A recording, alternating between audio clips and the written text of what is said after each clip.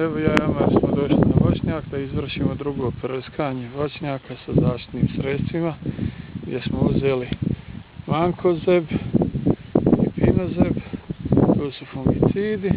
Dalje smo uzeli Confidur insekticid i Rotondo za zaštitu od popelnice kod jabuke.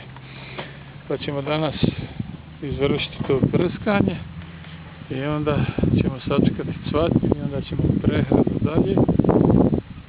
I onda ćemo posle još dva prskanja zaštitna i nadat se da će sve biti u redu. A sutra sam dogovorio kreć da dođe, pa će u svaki red 4 vreće kreča i po pola vreće umjetnog gnojiva MPK 7-20-30.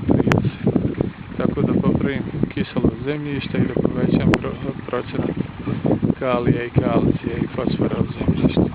I nada met vozim traktor.